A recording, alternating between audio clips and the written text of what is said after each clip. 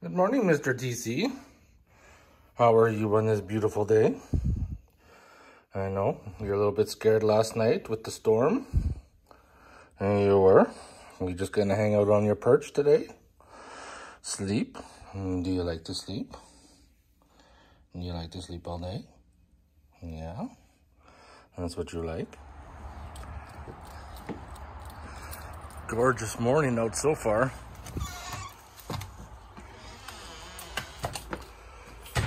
All right, gotta get this all packed up. Yeah, we just gotta change the plans right now. Gotta shift gears. MJ's gonna be coming over with her JL. She was gonna get the dealership to change her differential oil, and they were gonna quote her like $400.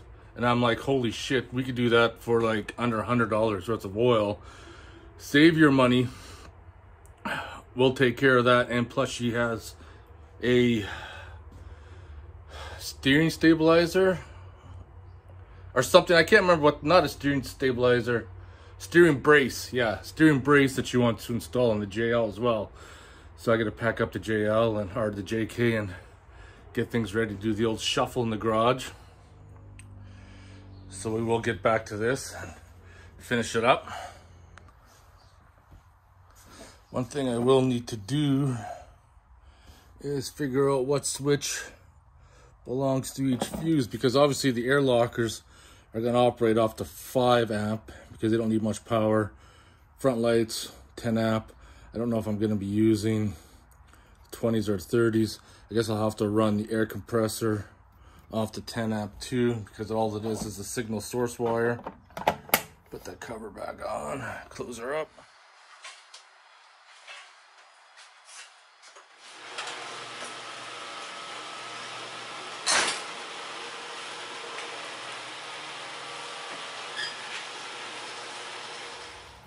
Storm last night set the alarm off.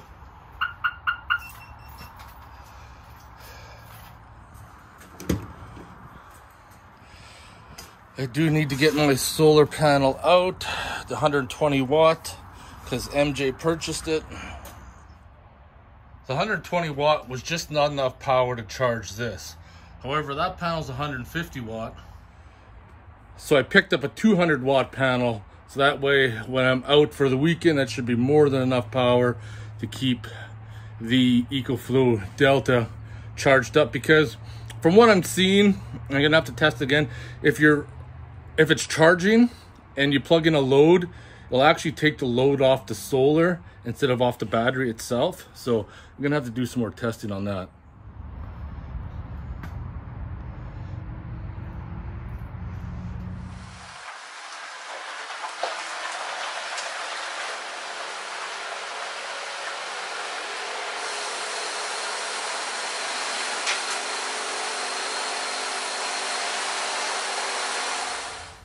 All right, underneath MJ's JL, like I said, dealership is going to charge like $400. Change the differential oil. I'm going to show her how to do it. She's got the ARB covers, much like mine. So you got the drain plug on the bottom, and you got, this is your magnetic plug, and that's your fill up there. We're just going to drop the oil, check the plug. If there's no chunks of metal, we're not going to bother removing the cover because it'll be nothing to worry about. And then refill. This is a Dana 30, so it should take like 1.3 liters. There you go. May want to adjust the drain pad. Oh, no, you're good. That oil should come out a lot cleaner than mine did.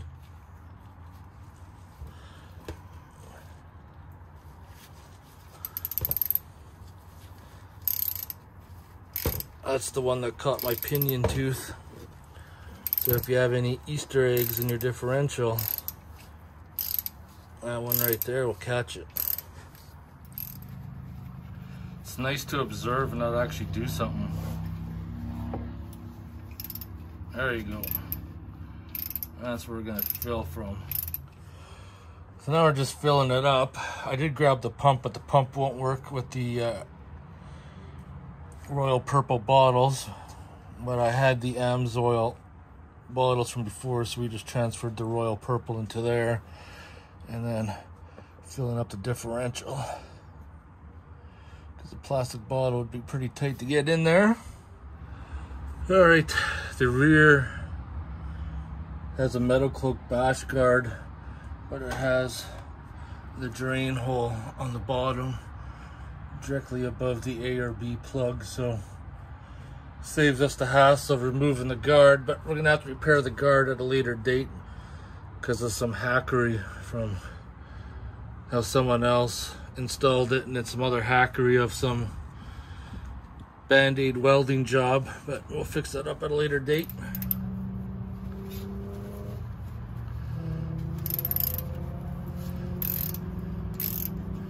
Might want to pull the drain pan back a little bit.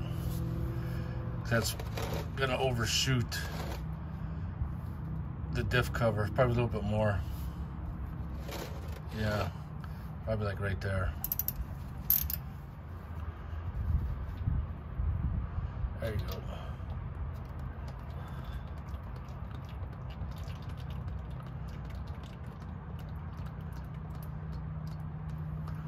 Bit of metal filings on that one, eh? Mm-hmm.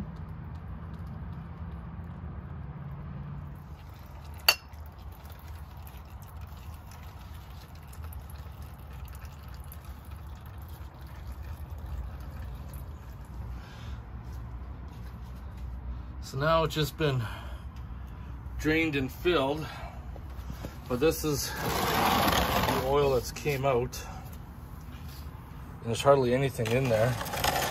MJ, if you want to pour it in there slowly. Differential was way underfilled, I think.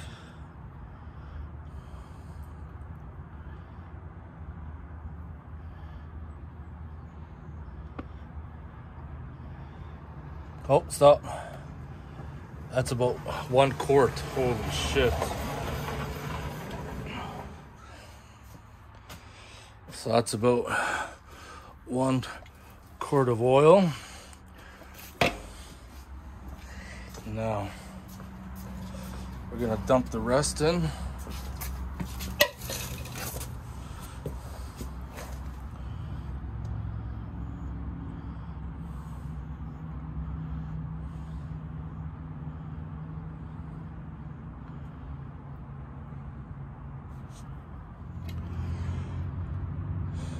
About 1.2 liters of oil, severely underfilled. Fucking savage. So 1.2 liters pulled out with the A or B cover. Got 2 liters in just above the bottom of the differential tubes, which is good. This is the same company that installed the tire carrier, the differential bash guard, fucked up the dust seal, and they got someone else did like a band-aid fixed weld job because it was improperly installed, and now 1.2 liters the differential. Fucking savage, I'm telling you. And she spent a lot of money at this company, and just goes to show that can't trust nobody. I probably, in my opinion, that low differential oil probably shortened the life of the differential at least by half. 1.2 liters would cause some heating issues, which will break down the bearings quite quickly, guaranteed. Okay, I just learned something new. The JLs actually have dual batteries, one for the stop and start, I believe it is. So even though if you disconnect your main battery to negative, you still got power. You got to come to the side here and disconnect these 3 battery terminals to completely kill the system. So now we're on the hack job number 2 here from 2 different people. So the issue was that this dust shield was rubbing on the guard here, as you can see. It's pretty close. And why, when it was installed, that wasn't checked or modified, but then somebody else came and welded it, and I think they welded it solid when that dust shield is made to rotate. So I need to jack it up in the air, put the transfer case in neutral so I can spin the tires and see what the heck is going on. So this is the hack job right here. So it was tack welded to here and then tack welded to the sides. But as you can see, as soon as drive shaft would have moved,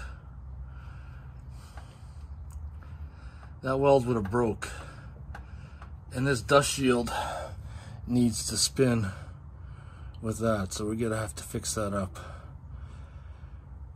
One company installed this wrong, and then somebody else thought they were fixing it, but actually ended up making it worse. So now I get to take it all apart and fix it properly as best as I can.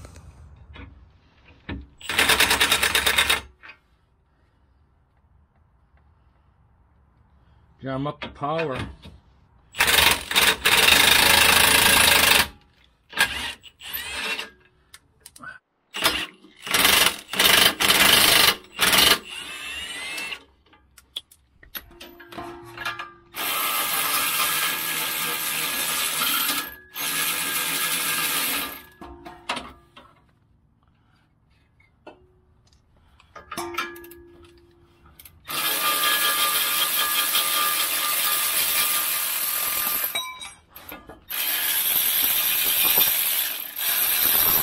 So with this setup, this dust shield is welded to the side now, and I don't like that at all. Let's get the light back over here.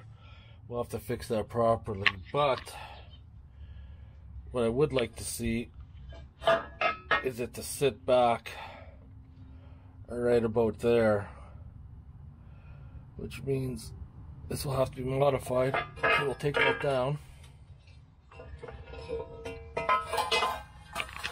Now you can see this top piece has those notches, but they don't even fit in there either properly, so I'm gonna do some modifications.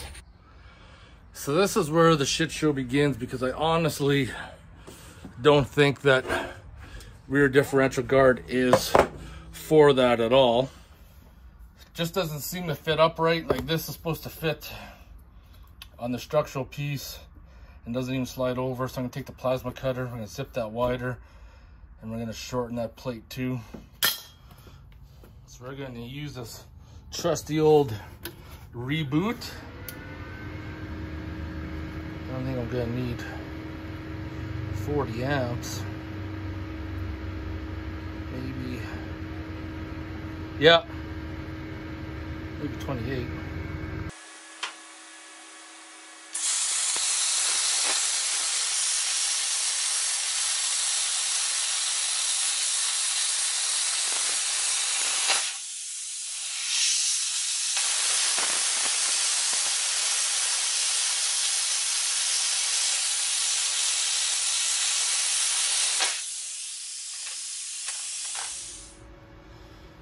So this is where we go down the rabbit hole. This thing is bent, but I need to cut out at least 3/4 of an inch to bring this back. So we're gonna cut at the bend line and then 3/4 of an inch above, and hopefully we'll still be able to piece it up afterwards.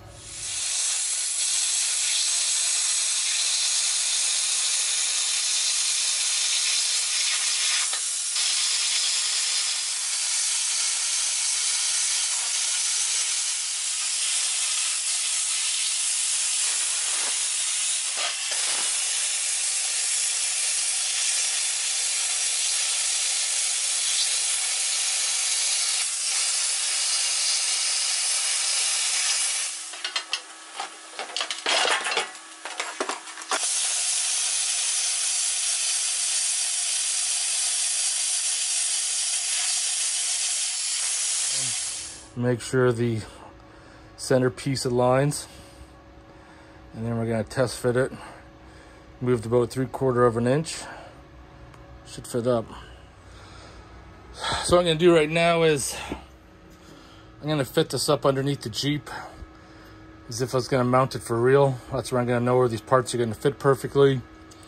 And then tack it up, remove it, re-weld it, let it cool, and then install it.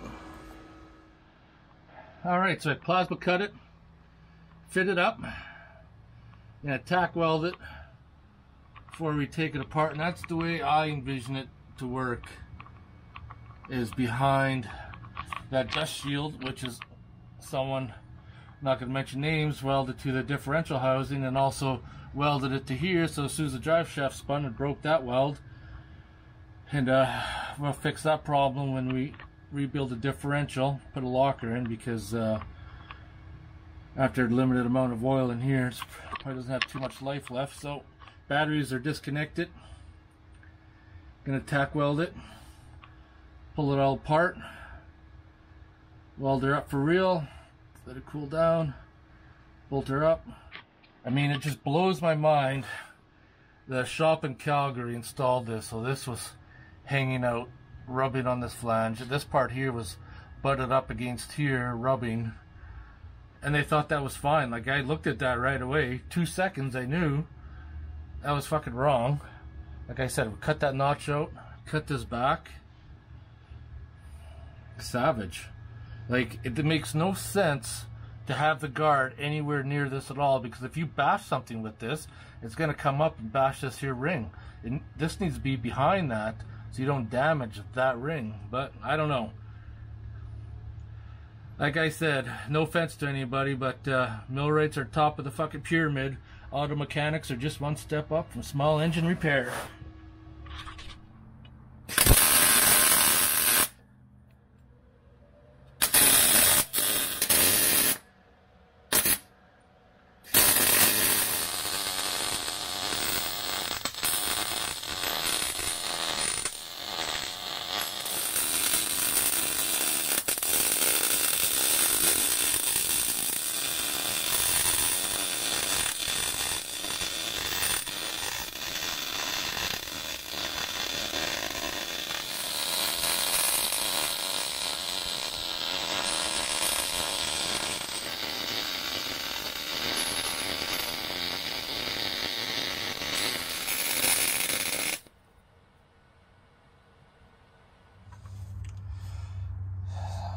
So now you can see, by notching that top out bigger, we can fit over that hump.